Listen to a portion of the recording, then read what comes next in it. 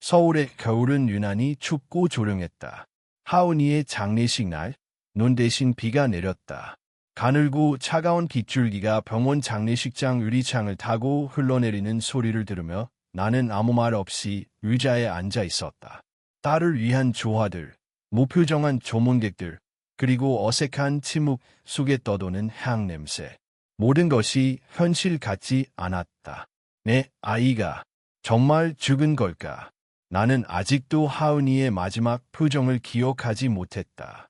그저 참병실 안에서 작고 말라버린 손을 붙잡고 울기만 했을 뿐이다. 하지만 가장 낯설고 소름 끼치는 건 바로 내 남편, 강우였다. 그는 흰 셔츠와 검은 정장을 차려입고 랑손을 가지런히 모은 채 조용히 서 있었다. 눈물은커녕 얼굴에 슬픔이라는 감정이 단 한 점도 없었다. 하은이의 관이 천천히 밀려나갈 때조차 그는 고개를 숙인 채 눈썹 하나 까딱하지 않았다. 왜 아무 말도 안 해? 왜 아무 감정도 없어? 나는 속으로 수백 번 외쳤지만 목소리는 나오지 않았다. 몸이 얼어붙은 듯 움직이지 않았고 머릿속은 텅 비어 있었다. 그때였다. 조용히 다가오는 낯선 기척이 느껴졌다. 검은 우산을 쓴 한 남자가 나에게 천천히 다가왔다. 그는 내 옆에 앉지도 않고 조문도 하지 않았다.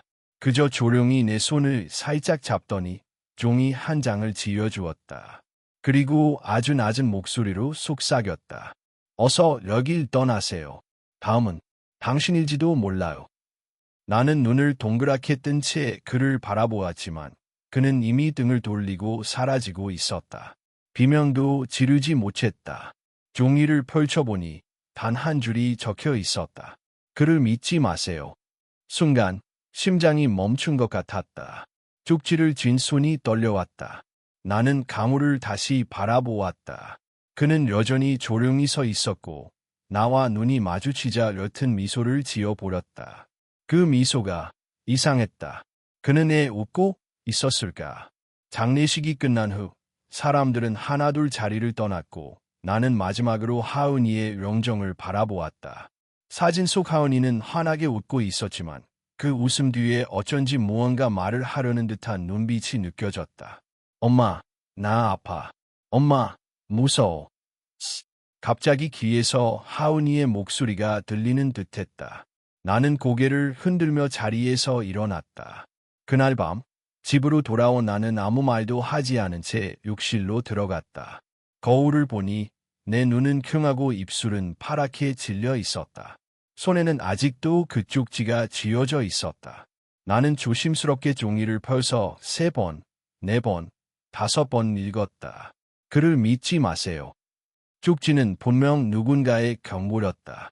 하지만 왜, 무엇을 믿지 말라는 걸까? 내 남편, 강우는 정말 그런 사람일까? 나는 휴대폰을 꺼내 장례식장을 찍은 CCTV가 있는지 검색해 보았다. 병원 장례식장은 대부분 내부 CCTV가 없다는 것을 알고 있었지만 혹시라도 복도나 출입구에 찍힌 것이 있을지 모른다는 생각에 병원 보안팀에 연락을 넣었다. 그날 나는 거의 잠을 이루지 못했다. 이불을 덮은 채 누워 있는데 문득 하은이가 옆에 누워 있던 모습이 떠올랐다. 작은 손으로 내 손을 꼭 잡고 귀에 속삭이던 그 목소리. 엄마, 아빠는 가끔 이상해. 에이? 라고 묻자 하은이는 아무 말 없이 고개를 저었다. 그때 나는 그저 피곤해서 아이가 그런 말을 하는 줄로만 알았다. 하지만 지금 생각해보면 아이는 무언가를 느끼고 있었던 건 아닐까. 다음 날 아침, 강우는 평소처럼 출근 준비를 했다. 조금 더 쉬어. 병원에서 피곤했잖아. 그는 내 이마에 입을 맞추며 커피를 꺼냈다. 나는 그 커피를 바라보았다. 어느 순간부터 나는 매일 아침 이 커피를 마셨다. 쓰지 않고 부드러운 맛이 이상하리만치 익숙했다. 그리고 그 순간 어제 쪽지에 적힌 말이 다시 떠올랐다. 그를 믿지 마세요. 나는 커피를 받는 손이 조금 떨렸다. 강우는 나를 물끄러미 보더니 천천히 말했다. 요즘 많이 예민해보라. 혹시 무슨 일 있어? 그 질문에 나는 도리어 아무 말도 하지 못했다. 예민해 보인다고 그 말이 왠지 익숙했다. 최근 몇 달 동안 나는 강우에게 이상한 소리 하지 마. 지금 예민한 거야 라는 말을 자주 들어왔다. 혹시 내가 이상한 게 아니라 그가 나를 그렇게 만들고 있었던 건 아닐까. 그날 저녁 나는 하은이의 방에 들어갔다. 아직도 침대는 정리되어 있었고 인형과 책들이 가지런히 놓여 있었다. 그중 하은이가 가장 아끼던 곰돌이 인형을 꺼냈다. 손에 쥐자마자 눈물이 알칵 쏟아졌다. 하은아, 엄마가 뭘 놓친 거니? 나는 인형을 품에 안고 천천히 앉았다. 그런데 무언가 이상한 감촉이 느껴졌다. 인형의 배 부분이 미세하게 부풀어 있었다. 침착하게 실밥을 뜯어보자 작은 USB 하나가 떨어져 나왔다. 나는 숨을 삼키며 그것을 바라보았다. 이것은 하은이가 남긴 마지막 흔적일지도 모른다. USB를 손에 쥔 채로 나는 잠시 숨을 멈췄다. 이게 뭐지? 하은이가 이걸 왜 인형 안에 숨겼을까? 온몸에 소름이 돋았다. 숨겨야 할 무언가가 있었다는 뜻이다. 어른도 아닌 6살 아이가 이렇게까지 했다는 게 믿기지 않았다. 컴퓨터를 켜고 USB를 조심스럽게 꽂았다. 화면이 깜빡이고 폴더 하나가 떴다. 폴더의 이름은 단순했다. 엄마에게. 손가락이 떨렸다. 클릭하자 단 하나의 영상 파일이 있었다. 나는 이어폰을 꽂고 재생 버튼을 눌렀다. 어두운 방 안. 침대 위에서 작은 아이가 카메라를 들고 속삭이고 있었다. 눈가엔 눈물이 맺혀 있었고 목소리는 떨렸다. 엄마, 이걸 보면 나 없을지도 몰라. 나는 숨을 삼켰다. 영상 속 하은이는 낯설 만큼 어른스러웠다. 아빠는 가끔 무서워요. 웃으면서도 눈이 안 웃어요. 밤에 몰래 내 방에 와요. 아무 말 없이 나를 보고만 있어요. 가슴이 철렁 내려앉았다. 그럴 때마다 숨쉬기 힘들어요. 말하면 혼날까 봐 말 안 했어요. 엄마는 아빠 좋아하니까. 영상이 중간에 멈췄다가 다시 이어졌다. 이번엔 목소리가 더 작았다. 엄마, 내가 없으면 아빠는 엄마도 위험해질 거야. 그러니까 도망쳐. 진짜라. 이거 믿어줘. 그 순간 나는 그 자리에 주저앉았다. 눈물이 쏟아졌다. 하은아, 너는 그동안 얼마나 무서웠을까? 엄마는 얘 몰랐을까? 아니, 어쩌면 알면서 예면했을지도 몰라. 강우는 늘 조용하고 침착한 사람이었다. 말투 하나 흠잡을 데 없고 딸에게도 겉으론 다정했다. 하지만 지금 생각해보면 하은이가 강우를 마주할 때마다 몸을 살짝 움츠렸던 기억이 있다. 그리고 어느 날 밤 하은이가 문득 내게 이런 말을 했었다. 엄마, 나 꿈에서 떨어졌어. 높은 데서. 근데 아빠가 밀었어. 그땐 그저 악몽이라 생각하고 껴안아주며 달랬다. 괜찮아. 아빠는 그런 사람 아니야. 나는 그렇게 말했었다. 지금 돌이켜보니 그게 악몽이 아니었는지도 모른다. 아니면 미리 본 예고였을지도. 하은이가 얘 자꾸 창밖을 보며 멍하니 있었는지, 얘 혼자 말을 자주 했는지, 얘 인형에게 속삭이듯 무언가를 말했는지, 이제서라 전부 설명이 되기 시작했다. 그날 밤 나는 잠들지 못하고 거실을 서성였다. 소파에 앉아 강우와 함께했던 과거의 순간들을 하나하나 떠올렸다. 결혼기념일, 하은이의 첫돌, 가족여행, 사진 속 우리는 웃고 있었지만 그 웃음이 가짜였는지 진짜였는지 구별할 수 없었다. 문득 지난달 병원 진료 기록이 떠올랐다. 나는 최근 몇 달간 자주 두통과 현기증을 느꼈다. 가끔은 방 안에서 멍하니 앉아있다가 몇 시간이 흘러있기도 했다. 어느 날은 이틀 내내 잠만 자기도 했다. 그때는 피로 때문이라고 생각했지만 혹시 약물 때문은 아닐까? 다음 날 나는 조용히 혼자 병원에 갔다. 종합검진을 신청하고 특별히 혈액검사를 요청했다.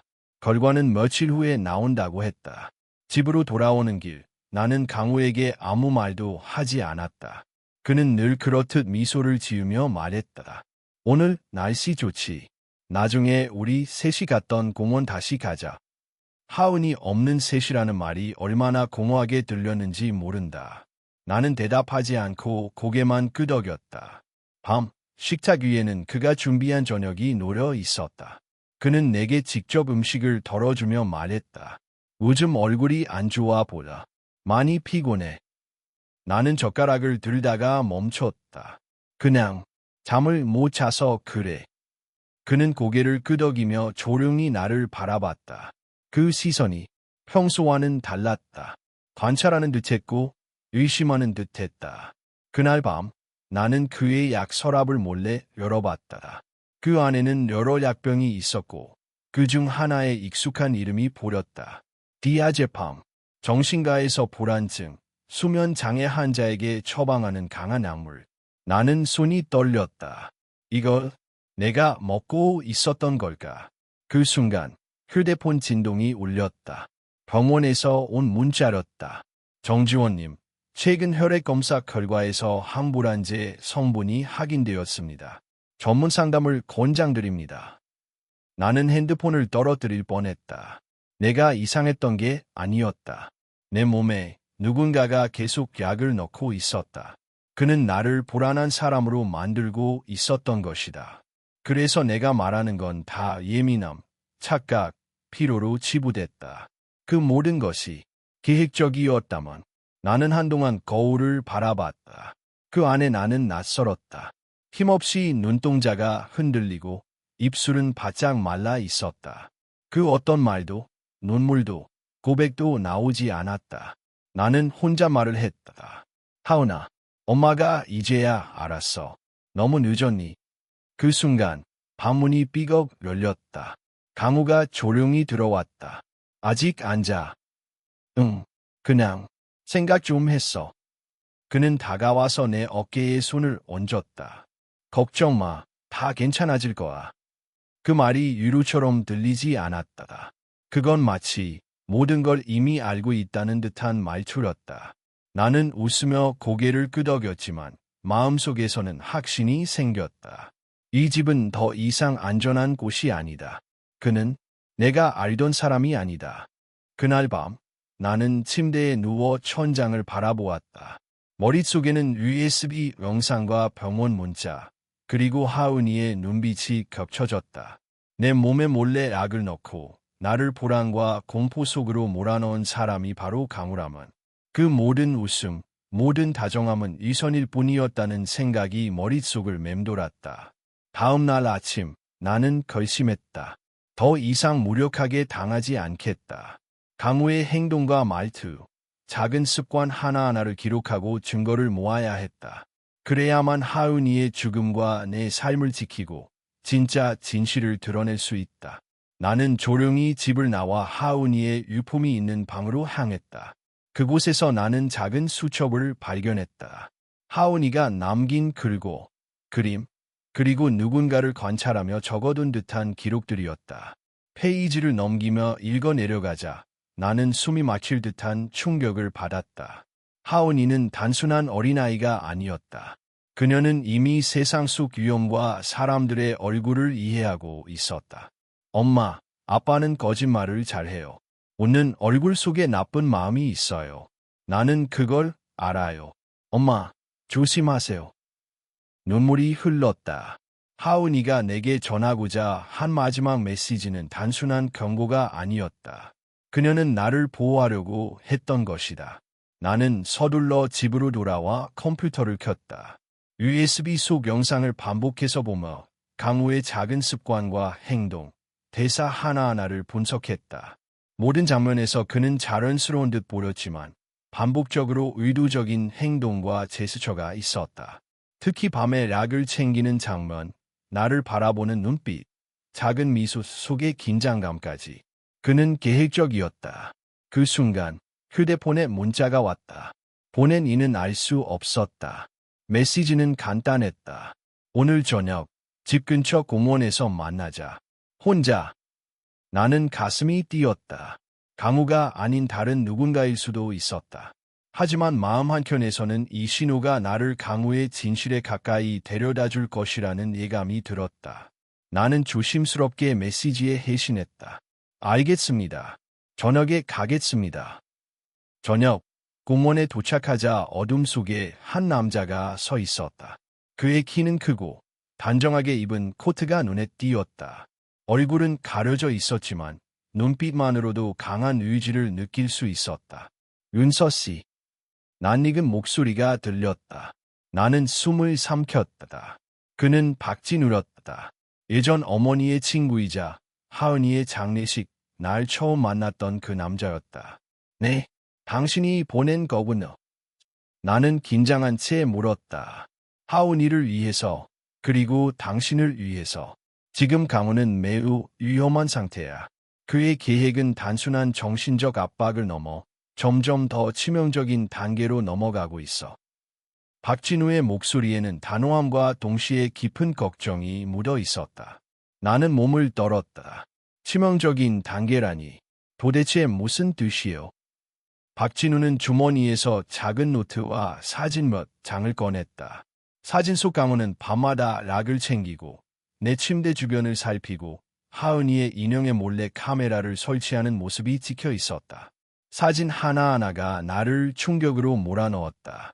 그는 계획적으로 나를 통제하려 했고 하은이가 이를 감지했지만 결국 목숨을 잃었다. 이게 다 하은이가 죽고 나서까지도 몰랐던 거죠. 나는 눈물이 핑 돌았다. 박진우는 조용히 고개를 끄덕였다. 강우는 겉으로는 완벽한 남편이자 아버지였어. 사람들은 그 모습을 믿었고 당신도 그렇게 믿었지. 하지만 그의 이중생활, 집안에서의 통제, 그리고 약물 사용은 이미 계획되어 있었어. 당신이 믿는 안전한 공간은 더 이상 안전하지 않아. 나는 분노와 공포가 동시에 몰려왔다. 그러면 지금이라도 어떻게 해야 해요? 강우를 막을 수 있을까요? 박진우는 잠시 생각하다 말했다. 방법은 하나뿐이야. 먼저 증거를 확보하고 그가 아무도 다치지 못하도록 해야 해. 하지만 그 과정에서 그의 방심을 유도해야 해. 강우는 당신이 약하고 순종적이라고 생각하고 있어. 그 믿음을 역이용해야 해. 나는 그의 말을 듣고 심장이 빠르게 뛰었다.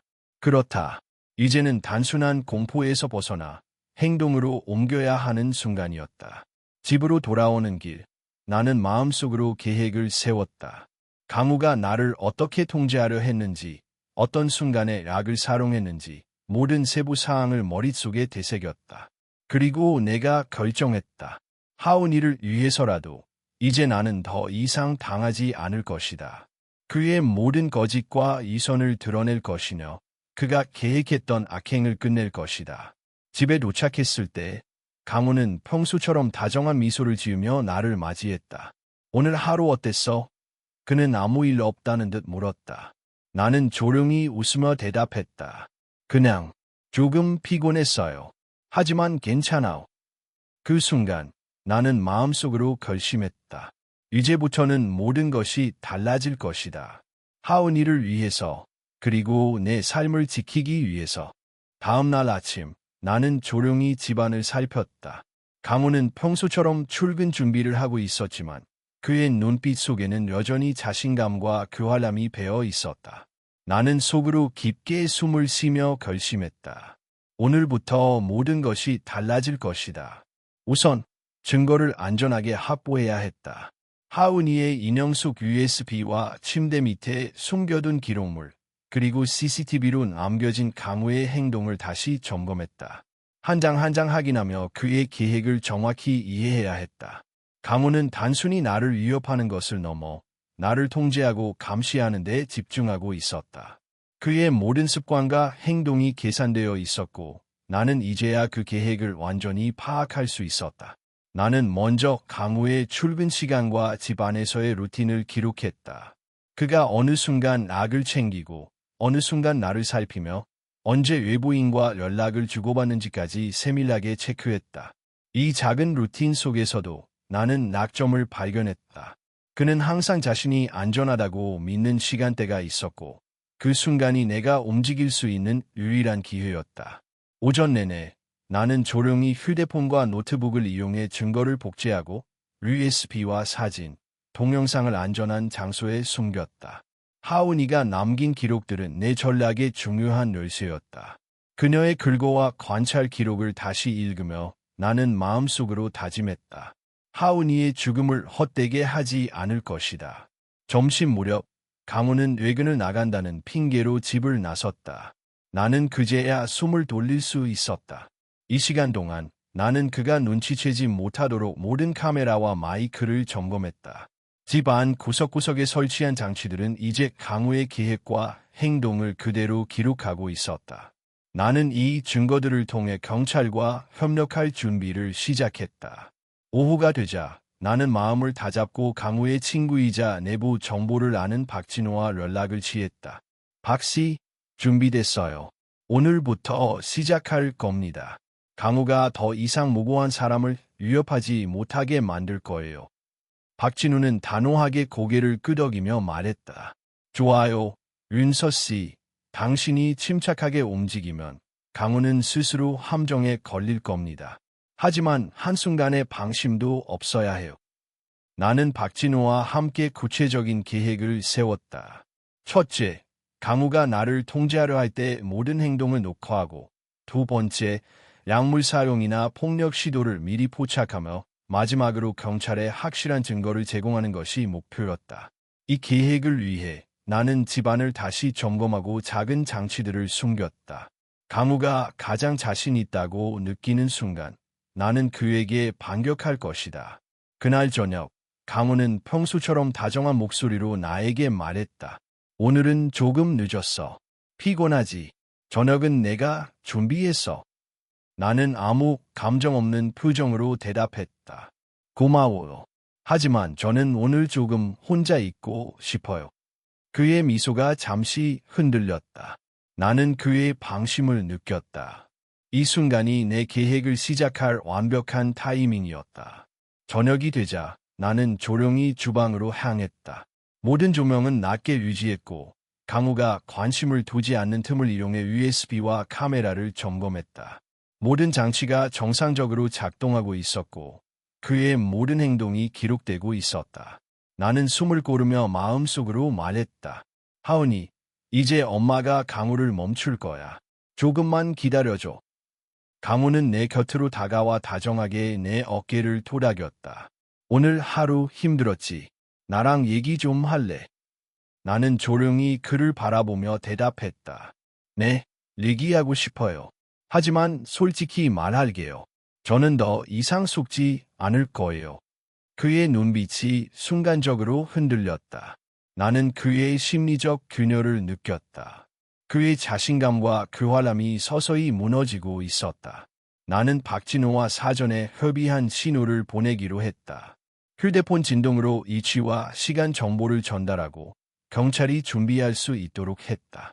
이제 남은 것은 강우가 스스로 드러나도록 유도하는 것뿐이었다. 나는 차분하게 그의 질문에 대답하며 동시에 그의 습관을 계속 기록했다. 밤이 깊어지자 강우는 나에게 와인 한 잔을 권했다. 이건 우리 둘만의 시간이지. 긴장 풀고 마셔. 나는 한 모금 마신 척하면서 대부분을 숨겨둔 휴지로 처리했다. 그는 아무것도 눈치채지 못하고 나는 마음속으로 계획의 다음 단계를 떠올렸다.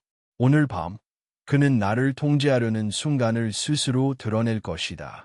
그 순간을 잡아 경찰과 박진우가 현장에 들어오도록 할 것이다. 갑자기 강우가 휴대폰을 확인하며 작은 웃음을 터뜨렸다. 좋아, 오늘 밤 계획이 완벽하게 진행되고 있어. 나는 심장이 뛰었다. 바로 이 순간이 내 계획의 결정적 포인트였다. 그의 오만함이 바로 그의 함정이 되었다. 나는 천천히 침실에서 나와 미리 숨겨둔 카메라와 마이크가 그의 행동을 기록하도록 설정했다. 시간은 느리게 흐르며 긴장을 최고조로 끌어올렸다. 강우는 나에게 다가와 손을 잡으려 했고 나는 그의 팔을 부드럽게 밀며 말없이 관찰했다. 그는 내 행동을 해석하지 못했고 나는 그의 방심을 느꼈다. 모든 준비가 끝났다. 이제 그의 계획은 나의 계획에 의해 무너질 것이다. 밤 11시 강우가 침대 밑에서 약병을 꺼내는 순간 나는 카메라로 그의 손동작을 정확히 기록했다. 박진우와 경찰에게 신호를 보내자 곧이어 경찰차 사이렌 소리가 집 앞에 울려 퍼졌다. 강호는 당황하며 주변을 둘러보았지만 이미 모든 증거는 안전하게 확보되어 있었다. 그의 오만함과 계획은 결국 그의 몰락을 부르는 계란이 되었다. 나는 그 순간 숨을 고르고 마음속으로 말했다.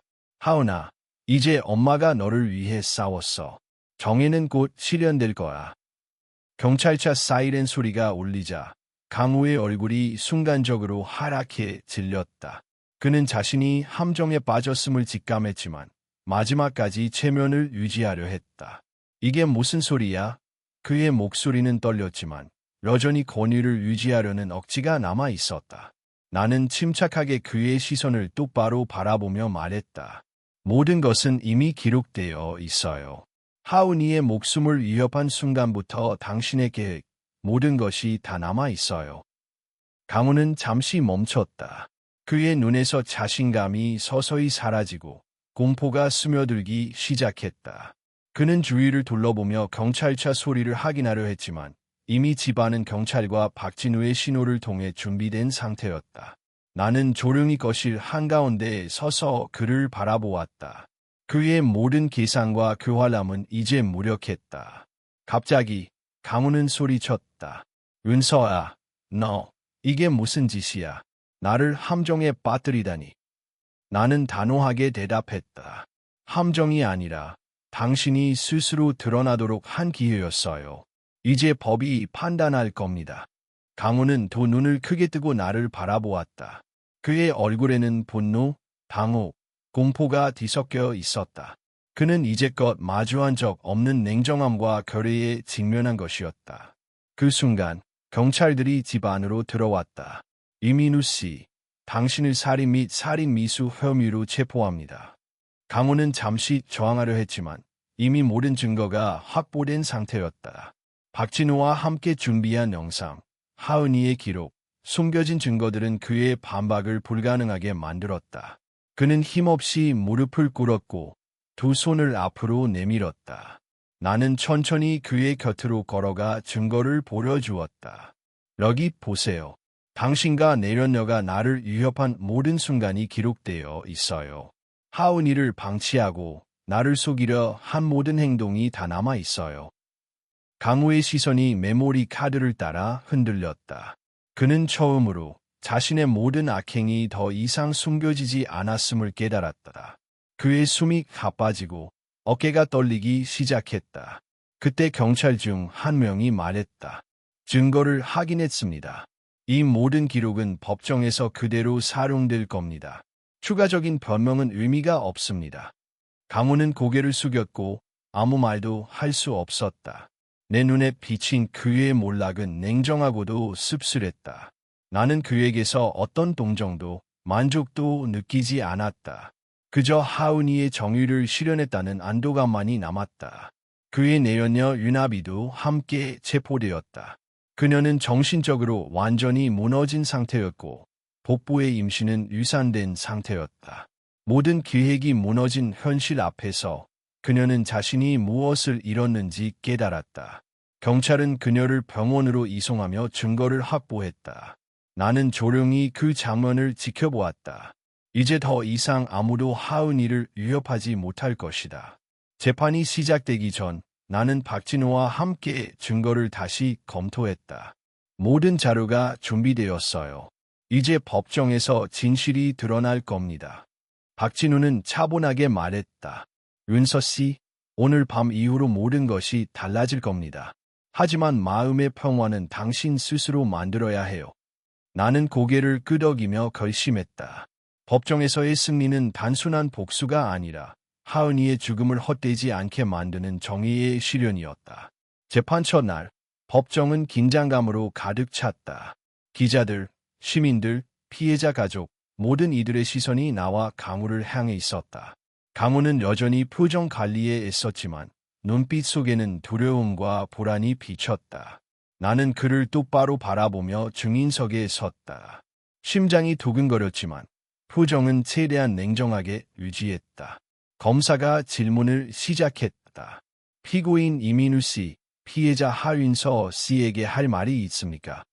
강우는 떨리는 목소리로 말했다. 은서아, 내가 미안해. 정말로 용서를 구해. 나는 단호하게 대답했다.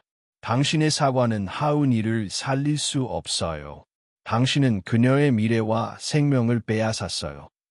나는 재판정에 설치된 화면을 통해 그의 모든 범행 증거를 차례로 보여주었다. 숨겨진 카메라 영상, 락물사롱, 폭력 시도, 보험금 사기 계획, 내려놓아의 공모까지. 모든 순간이 법정에 드러나자 강우는 더 이상 반박할 수 없었다. 그의 얼굴은 공포와 체념으로 가득 찼고 변호사조차 침묵할 수밖에 없었다. 재판장은 엄숙한 목소리로 판결을 내렸다. 피고인 이민우, 살인 및 살인 미수 혐의에 대해 최고형인 사형을 선고합니다. 하은이의 이름을 다시 마음속으로 떠올리며 나는 가슴 깊이 한숨을 내쉬었다. 비록 그의 죽음을 목격할 수는 없지만 정의가 실현되었다는 사실만으로 조금의 위안을 얻었다. 윤아비에게는 살인 공모 및 범죄 은닉죄로 무기징역이 선고되었다. 그녀의 임신은 불행히도 이뤘지만 법은 그녀에게 책임을 묻고 있었다. 모든 범죄자는 법의 심판을 받았고 나는 더 이상 하은이를 위협하는 그림자에서 벗어날 수 있었다. 법정 밖으로 나와 박진우가 다가왔다. 이제 모든 것이 끝났어요. 마음속 평화를 찾을 시간입니다. 나는 고개를 끄덕이며 깊은 숨을 들이쉬었다. 하은이의 이름으로 이루어진 정의는 이제 현실이 되었고 나는 비로소 마음속 부담을 조금 덜 수 있었다. 집으로 돌아오는 길, 나는 바람에 흔들리는 나무와 하늘을 바라보며 결심했다. 이제부터는 하은이의 미소를 기억하며 남은 삶을 의미 있게 살아갈 것이다. 그의 악행과 내 고통은 끝났지만 나는 새로운 시작을 준비해야 했다. 다시는 사랑하는 사람을 잃은 슬픔에 무너지지 않을 것이다. 하은이의 기억과 함께 나는 강한 마음으로 앞으로 나아갈 것이다. 재판이 끝난 후 집으로 돌아가는 길은 여전히 고요했지만 마음속에는 묘한 긴장감이 남아 있었다. 하은이의 미소가 담긴 작은 사진을 손에 쥐고 나는 조용히 생각했다. 그녀가 남긴 시간과 추억이 이제 나의 삶을 이끌어야 한다는 사실을. 집에 도착하자 어머니께서 부엌에서 따뜻한 차를 준비하고 계셨다. 은서야, 괜찮니? 그의 따뜻한 시선과 부드러운 목소리가 나를 잠시 안심시켰다. 나는 조용히 고개를 끄덕이며 말했다. 네, 이제 조금은 괜찮아요. 어머니는 나를 끌어안으시며 오랜만에 안도의 한숨을 내쉬셨다. 그녀의 품은 모든 불안과 두려움을 잠시 내려놓게 하는 안전한 공간이었다. 나는 박진호와 연락을 주고받으며 하은이의 이름을 따서 재단을 설립할 계획을 구체화했다. 하은이의 미소재단, 이름이 너무 아름답네요. 우리가 아이들에게 줄 수 있는 희망을 상징할 거예요. 그의 말에 나는 살짝 미소 지었다. 재단 설립은 단순히 사회공헌이 아니라 내 마음속 깊은 상처를 치유하는 과정이었다. 첫날, 나는 재단 사무실을 방문하러 아이들의 기록과 상황을 검토했다. 어려움 속에서도 웃음을 잃지 않은 아이들을 보며 나는 하은이의 미소가 여전히 살아있음을 느꼈다. 그녀의 죽음이 헛되지 않도록 나는 모든 역량을 다해 아이들에게 새로운 기회를 제공할 것을 결심했다. 재단을 운영하며 나는 다시금 세상과 마주해야 했다. 미디어와 기자들은 여전히 재판과 사건에 관심을 기울였지만 나는 그들의 시선에 흔들리지 않기로 했다. 내 마음속 가장 중요한 것은 아이들과 하은이었다. 그들의 웃음, 눈빛, 작은 성취가 내 삶의 의미가 되었다. 몇 달이 지나면서 재단은 점점 자리를 잡아갔다. 작은 사무실에서 시작된 프로젝트는 학교, 놀이공간, 교육 프로그램으로 확장되었고 점점 더 많은 자원봉사자와 후원자가 참여했다. 나는 그 과정에서 많은 아이들을 직접 만나고 그들의 이야기를 듣고 필요할 때 도움을 주었다. 그들의 삶 속에서 하은이의 미소가 스며들어 있었다. 하지만 내 마음의 상처는 여전히 완전히 아물지 않았다. 밤이 되면 과거의 기억이 스며들어 하은이의 얼굴과 사건의 순간들이 떠올랐다. 나는 그때마다 조용히 눈을 감고 깊게 숨을 들이쉬며 마음을 다스렸다. 슬픔과 분노를 억누르는 것이 아니라 그것들을 나의 힘으로 바꾸는 연습이었다. 그러던 중 재단 활동 중 한 아이의 사례가 나를 크게 흔들었다. 선천성 심장병을 가진 민지는 가난한 환경 속에서 치료를 받지 못하고 있었다. 그의 부모는 경제적 어려움 때문에 수술을 포기하려 했고 민지는 매일 고통 속에서 살아가고 있었다.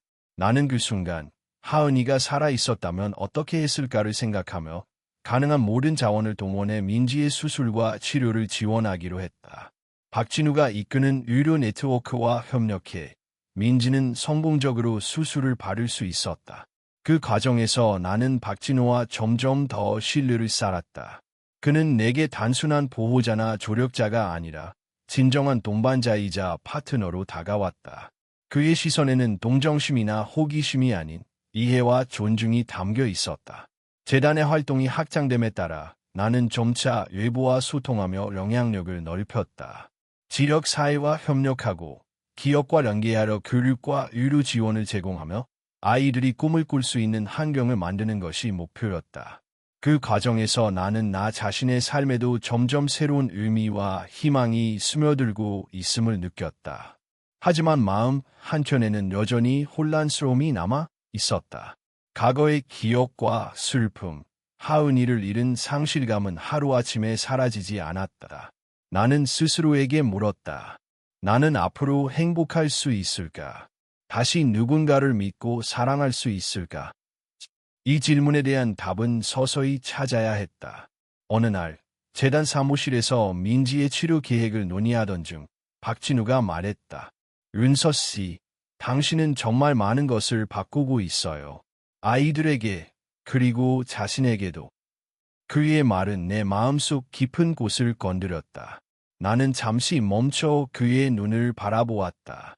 그 눈빛에는 단순한 감탄이 아닌 진심 어린 이해와 공감이 담겨 있었다. 그날 이후 나는 박진우와 함께 재단 활동에 더욱 적극적으로 참여하며 동시에 나 자신의 삶에도 조금씩 변화를 허용하기 시작했다. 나는 그에게 내 마음의 상처와 불안을 솔직하게 이야기했고 그는 단 한 번도 동정하지 않았다. 그저 내가 가진 상처와 이야기를 있는 그대로 받아주었다. 그 과정에서 나는 처음으로 과거의 무게를 조금씩 내려놓고 새로운 삶을 향한 용기를 느꼈다. 재단의 활동은 지역사회에서 큰 반향을 일으켰고 많은 이들의 관심과 후원을 이끌어냈다. 나는 하은이의 이름을 기억하며 아이들에게 작은 행복과 희망을 전달하는 일을 계속했다. 그 과정에서 나 자신도 치유되고 있었고 더 이상 혼자가 아니었다. 나는 이제 하은이의 미소를 통해 삶의 의미를 발견했고 미래를 향한 힘을 얻었다. 밤이 되면 나는 여전히 하은이의 사진을 바라보며 속삭였다. 민서아, 엄마는 이제 조금씩 괜찮아지고 있어. 내가 남긴 미소가 나를 여기까지 이끌었어. 그 속삭임 속에서 나는 비로소 마음 깊은 곳에서 평화를 느꼈다. 과거의 고통과 상처는 사라지지 않았지만 그것들을 내 삶의 힘과 의미로 바꾸는 법을 배웠다. 봄바람이 살짝 불어오는 어느 날, 나는 재단 사무실 창가에 앉아 창밖을 바라보고 있었다. 아이들의 웃음소리와 재단의 분주한 움직임이 뒤섞인 가운데 마음 한편에는 여전히 불안이 남아 있었다. 과거의 사건과 슬픔이 완전히 사라진 것은 아니었다. 하지만 이제 나는 그 상처를 마주할 힘을 조금씩 얻고 있었다. 박진우가 조용히 내 옆에 앉았다. 윤서 씨, 오늘 아이들과 함께한 프로그램은 정말 좋았어요. 민지의 회복을 보며 아이들이 얼마나 행복해하는지 직접 볼 수 있었습니다. 그의 말투에는 따뜻함과 신뢰가 담겨 있었다. 나는 그의 눈을 바라보며 고개를 끄덕였다. 네, 아이들이 웃는 모습을 보면 마음이 놓여요. 그 속에서 하은이의 미소를 느낄 수 있어요. 그날 오후 우리는 재단 회의실에서 새로운 프로젝트를 논의했다. 윤서 씨, 저는 이번에 추가로 의료 지원을 확대하고 싶습니다. 특히 선천성 질환이나 소외된 아이들을 위한 맞춤형 프로그램을 만들 계획이에요. 나는 그의 계획을 듣고 잠시 생각에 잠겼다. 좋아요. 하지만 이번에는 아이들뿐 아니라 그들의 가족까지 지원할 수 있는 프로그램으로 확장하면 어떨까요? 아이들만 행복한 세상은 완전하지 않아요. 박진우는 잠시 멈췄다가 살짝 미소 지었다. 정말 훌륭한 아이디어예요. 함께 구현해 봅시다. 재단 활동이 점점 확대되면서 나는 처음으로 나 자신을 위한 시간을 가질 여유도 생기기 시작했다. 박진우와 나는 업무적인 협력뿐 아니라 서로의 삶과 생각을 공유하는 시간이 늘어났다. 그의 신중하고 배려 깊은 성격은 내 마음속 불안과 상처를 천천히 녹였다. 나는 그와 함께 있을 때 억지로 강해지지 않아도 되는 편안함을 느꼈다. 하지만 평온함 속에서도 새로운 긴장이 찾아왔다. 재단 확장을 위해 투자자와 기업 후원을 유치하는 과정에서 일부 경쟁단체와 마찰이 생기기 시작했다. 그들은 우리 재단의 명성을 질투하며 때때로 허위 정보를 유포하거나 부정적인 여론을 만들어내었다. 나는 속으로 생각했다.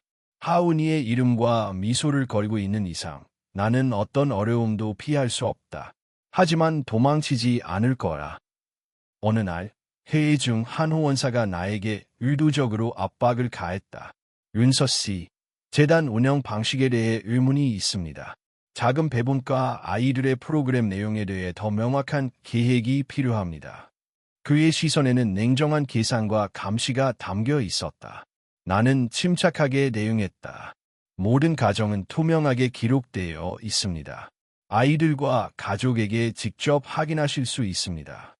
박진우가 내 옆에서 고개를 끄덕이며 조용히 지원해 주었다.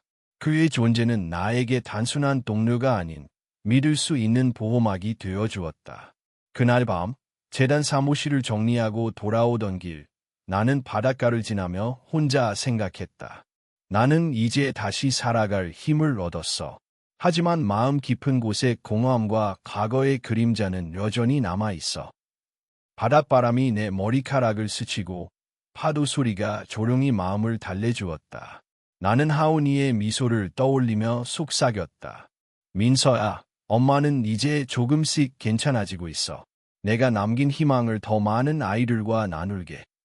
며칠 후 재단의 교류 프로그램에서 한 아이가 예상치 못한 사고를 당했다.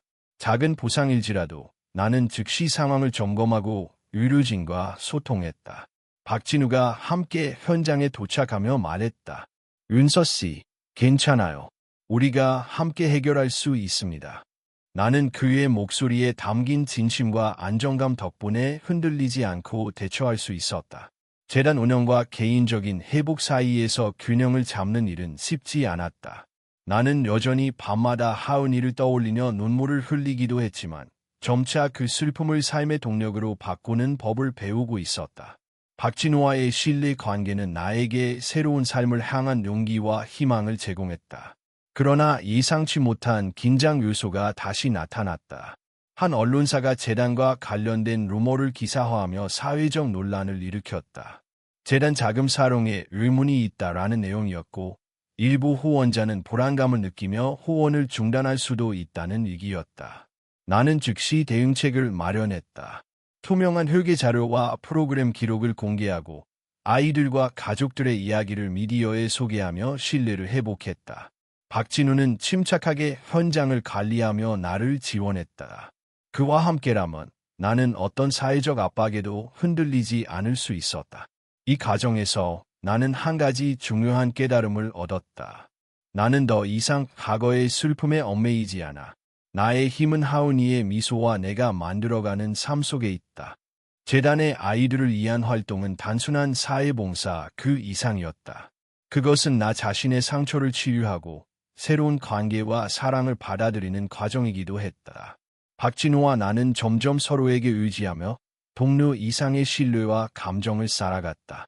하지만 우리는 서로의 감정을 서두르지 않았다. 서로를 존중하며 재단과 아이들을 최우선으로 두면서 천천히 마음을 열었다. 그 과정에서 나는 다시 한번 깨달았다. 사랑과 신뢰는 강제로 얻어지는 것이 아니다. 진심과 시간 속에서 자연스럽게 성장하는 것. 재단의 활동이 안정되면서 나는 이제 자신을 위한 계획도 세우기 시작했다. 박진우와 함께 아이들의 미래뿐 아니라 내 삶에도 작은 행복과 안정감을 만들어가는 일. 그것은 과거의 그림자를 완전히 지우는 것이 아니라 그 위에 새로운 삶의 의미와 희망을 쌓는 일이었다. 마침내 나는 밤바다를 바라보며 결심했다. 민서아, 엄마는 이제 준비됐어. 내가 남긴 미소를 세상에 퍼뜨리며 나도 조금씩 행복을 찾을 거라. 바람이 내 얼굴을 스치며 파도 소리가 조용히 속삭였다. 그 순간 나는 과거와 현재 그리고 미래가 연결되어 있음을 느꼈다.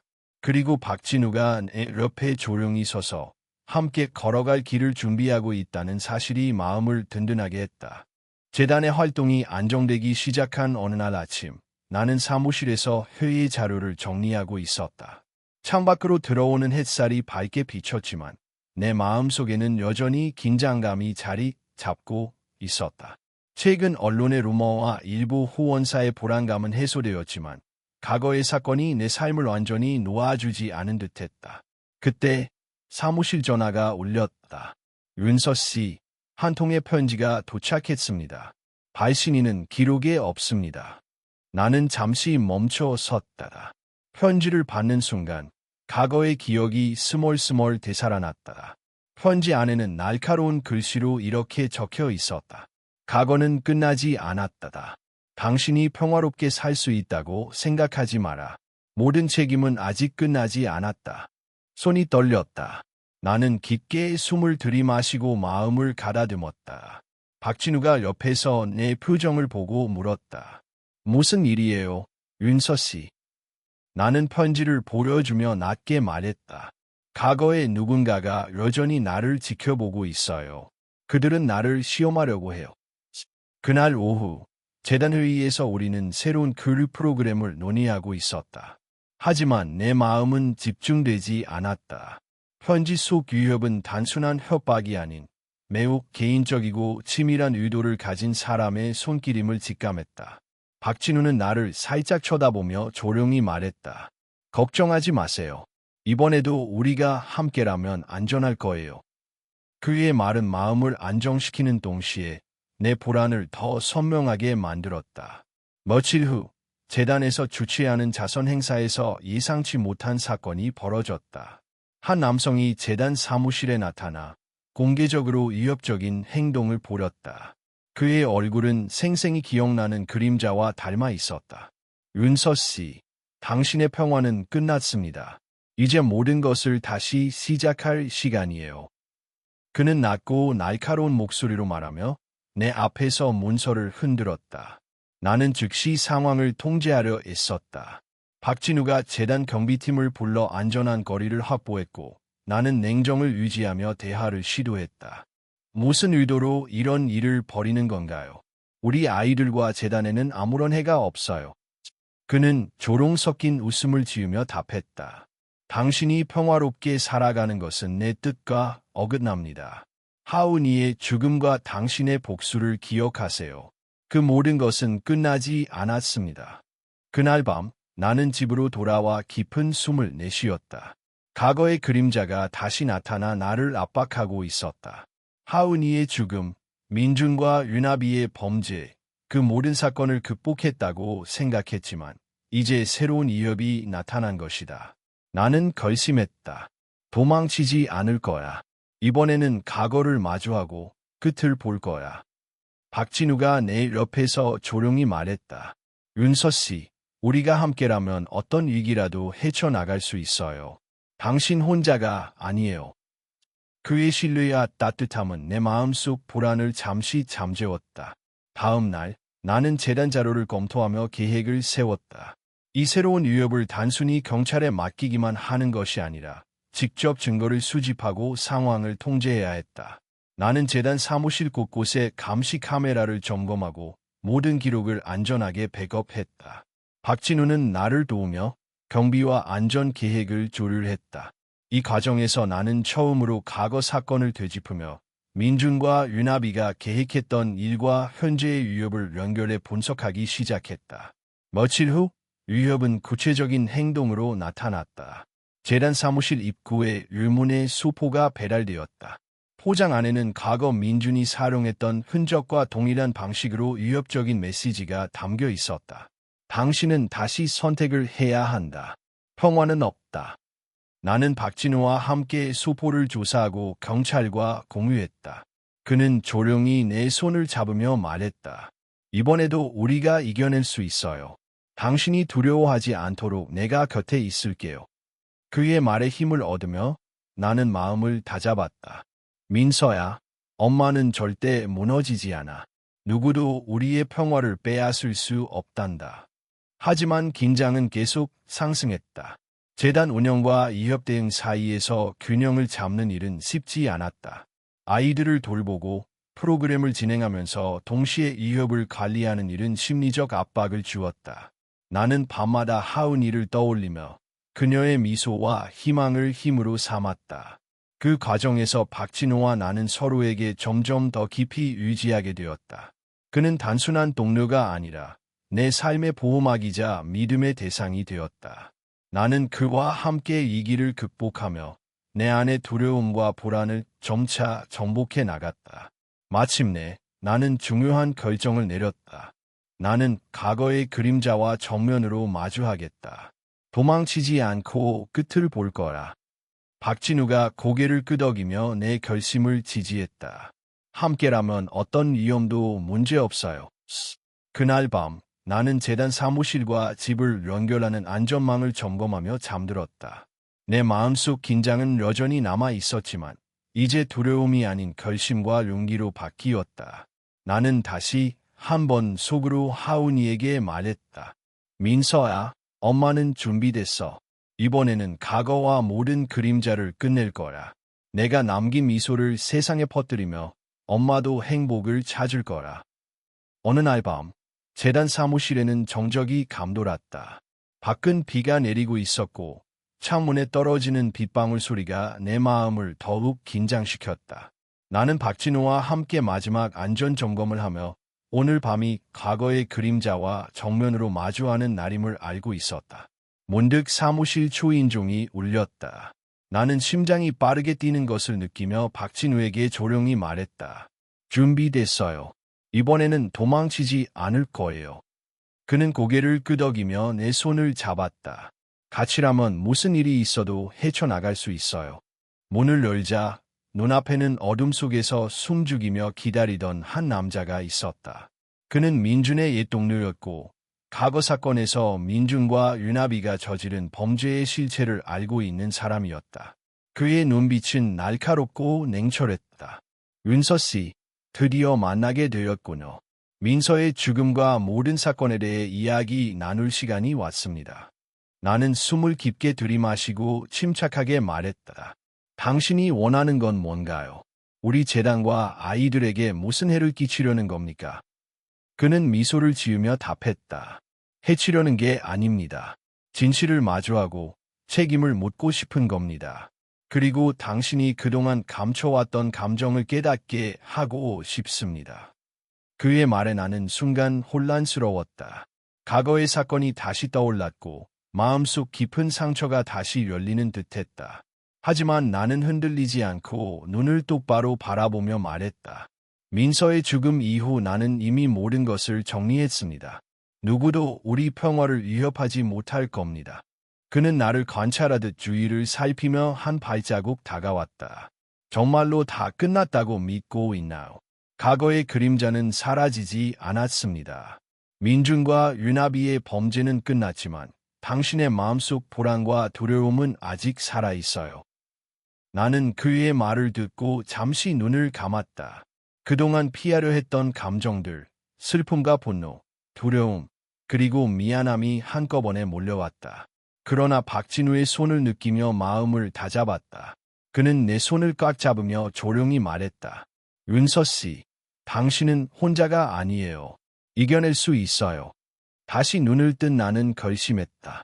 이제 과거를 끝낼 시간이에요. 더 이상 숨지 않을 겁니다. 그 순간 나는 감정의 폭발을 느꼈다. 오랫동안 억눌러왔던 슬픔과 분노가 눈물과 함께 흘러나왔지만 그것은 낙함이 아닌 힘이었다. 나는 그 힘으로 서서히 앞으로 나아갔다. 그는 내 변화에 놀란 듯 잠시 멈췄다.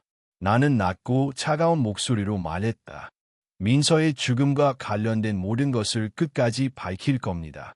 당신이 누구든 무엇을 숨기든 진실은 반드시 드러날 겁니다. 그는 다시 미소를 지었지만 그 미소 속에는 약간의 불안이 섞여 있었다. 좋아요. 그럼 시작해 봅시다. 과거의 사건과 감정을 모두 드러내보는 거죠. 우리는 재단 사무실 한쪽에 마련된 조용한 공간으로 이동했다. 나는 준비해둔 문서와 증거 자료를 꺼내 그에게 보여주며 하나씩 설명했다. 민준과 윤아비의 범죄 계획, 보험금 사기, 위협과 폭력, 그리고 모든 증거 영상까지. 그는 눈을 크게 뜨고 자료를 살폈지만 쉽게 말하지 않았다.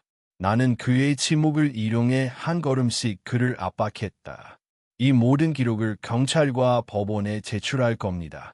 당신이 숨기려고 해도 진실은 더 이상 감출 수 없어요. 그는 잠시 말을 잃었고 내 결연한 눈빛 앞에서 숨을 고르며 한숨을 내쉬었다. 그러자 그는 돌연 목소리를 높였다. 왜 이렇게 단호한가요? 왜 이렇게 변했죠? 나는 차갑게 대답했다. 슬픔과 분노가 나를 단련시켰습니다. 그리고 민서가 남긴 미소가 나를 지켜주었어요. 더 이상 두려워하지 않습니다. 그 순간 박진우가 옆에서 조용히 개입했다. 모든 것은 끝날 겁니다. 윤서 씨가 혼자가 아니란 걸 잊지 마세요. 그의 말에 나는 한층 더 단단해졌다. 우리는 침착하게 그와의 대화를 이어가며 그가 가진 정보와 과거 범죄의 전말을 하나하나 확인했다. 시간이 흐르며 그도 결국 굴복했다. 그는 과거 사건의 진실을 인정하고 더 이상 숨기거나 부정할 수 없음을 깨달았다. 좋아요. 이제 알겠습니다. 모든 걸 밝히겠어요. 은서 씨, 당신은 강합니다. 나는 고개를 끄덕이며 낮게 말했다. 이제 과거는 끝났습니다. 하지만 다시는 우리 평화를 위협하지 마세요. 그는 고개를 숙이고 재단을 떠났다. 나는 심호흡을 하며 박진우와 함께 남은 자료를 정리했다. 오늘 밤 우리는 과거의 그림자를 마주하고 극복했으며 민서가 남긴 정의와 희망을 지켜냈다. 비가 그치고 새벽이 밝았다. 사무실 창밖으로 들어오는 햇살은 부드럽게 빛났고 마음속 긴장은 점차 사라졌다. 나는 민서를 떠올리며 속으로 말했다. 민서아, 이제 엄마는 준비됐어. 어떤 그림자도 우리를 막을 수 없어. 내가 남긴 미소와 희망을 세상에 퍼뜨리며 엄마도 행복을 찾을 거라. 박진우가 옆에서 조용히 말했다. 윤서 씨, 이제 진정한 평화가 시작됩니다. 나는 미소 지으며 그의 손을 꼭 잡았다. 응, 이제 시작이야. 우리가 함께라면 어떤 어려움도 이겨낼 수 있어. 새벽의 빛이 사무실 창문을 부드럽게 스며들었다. 나는 깊은 숨을 내쉬며 지난 밤의 긴장과 갈등을 떠올렸다. 민준과 윤아비, 그리고 과거의 그림자는 이제 끝났고 그들의 모든 악행은 법의 심판을 받았다. 이제 남은 것은 재단과 민서를 위해 그리고 내 자신을 위해 앞으로 나아가는 길뿐이었다. 나는 재단 사무실을 정리하며 직원들과 봉사자들에게 오늘 밤의 사건을 간략히 전달했다. 그들은 모두 놀라움과 안도감을 동시에 느끼고 있었다. 몇 달 동안 재단의 안전을 위해 노력한 그들의 헌신이 빛을 발하는 순간이었다. 나는 잠시 책상에 앉아 민서의 사진을 바라보며 속으로 말했다. 민서야, 이제 엄마는 준비됐어. 내가 남긴 미소와 희망을 이어갈 거라. 박진우가 다가와 조용히 말했다. 윤서 씨, 이제 재단과 당신의 삶은 진정한 평화를 찾을 수 있습니다. 그리고 당신 혼자가 아니에요. 나는 그를 바라보며 미소 지었다.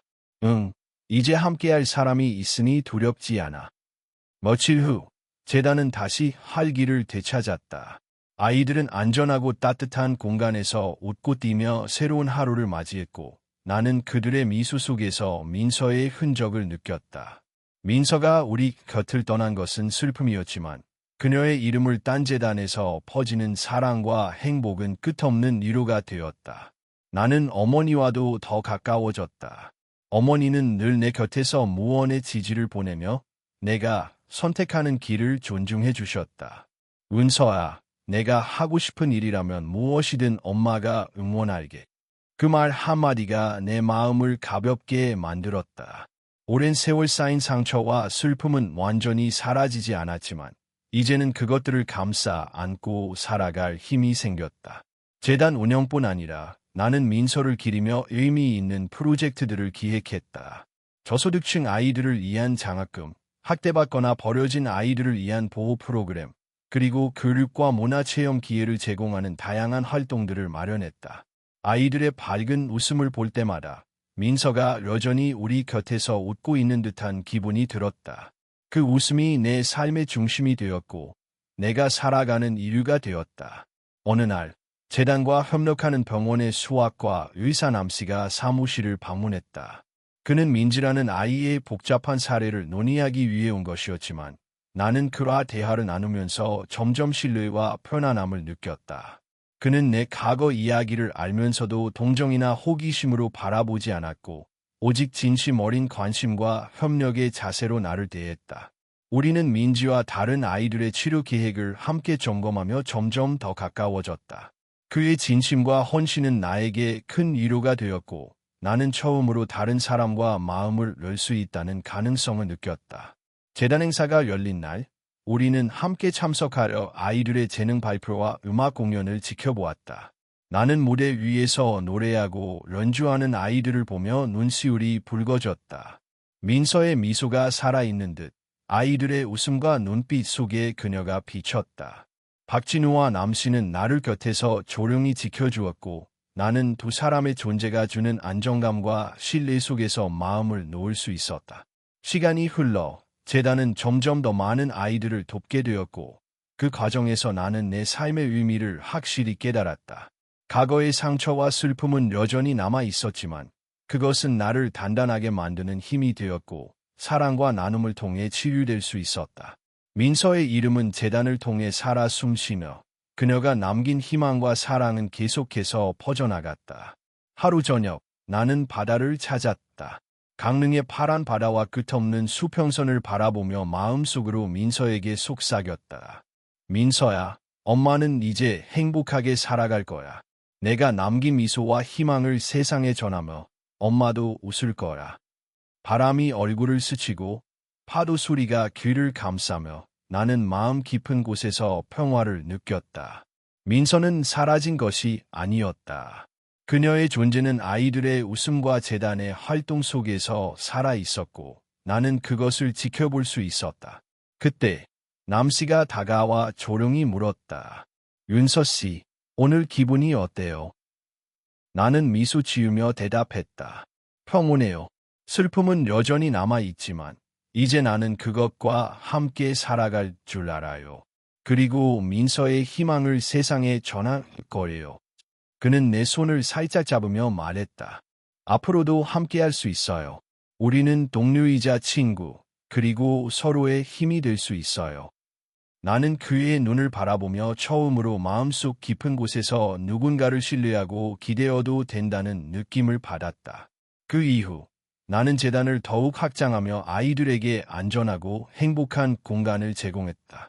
박진우는 여전히 나와 어머니 곁에서 지혜로운 조언자이자 든든한 지원군이 되었고 남씨는 재단과 아이들을 위한 헌신적인 파트너가 되었다. 우리는 서로의 상처와 아픔을 이해하며 과거의 그림자에 얽매이지 않고 새로운 삶과 미래를 함께 만들어 나갔다. 시간은 흘러 나는 이제 과거와 완전히 화해할 수 있었다. 민서의 죽음으로 시작된 비극은 끝났고 그 슬픔과 분노는 사랑과 희망으로 변환되었다. 나는 매일 아침 어머니, 박진우, 그리고 재단 아이들과 함께 웃으며 하루를 시작했고 저녁에는 바다를 바라보며 민서를 기억했다. 민서는 여전히 내 삶 속에 살아 있었다. 그녀의 미소는 나의 선택과 행동을 통해 세상에 퍼져나갔고 나는 이제 그 미소와 함께 살아가며 앞으로의 삶을 의미 있게 만들어 나갈 수 있었다. 과거는 나를 단단하게 했고 현재는 나에게 평화와 사랑을 주었다. 그리고 나는 확신했다. 어떠한 폭풍우가 몰아쳐도 민서의 미소와 우리가 함께 만든 사랑의 힘으로 우리는 견뎌낼 수 있다는 것을. 이제 나는 더 이상 외롭지 않았다. 민서의 미소, 어머니의 지혜와 사랑, 박진우와 남씨의 신뢰와 헌신, 그리고 재단 아이들의 웃음이 나의 세상을 채우고 있었다. 모든 고통과 슬픔은 지나갔고 새로운 시작과 평화가 내 삶 속에 자리 잡았다. 나는 깊게 숨을 들이쉬고 바다 위로 퍼지는 햇살 속에서 온전한 자유와 행복을 느꼈다. 민서야, 엄마는 이제 웃고 있어. 너의 미소와 사랑이 세상에 계속 퍼질 수 있도록 엄마도 그 힘으로 살아갈 거라.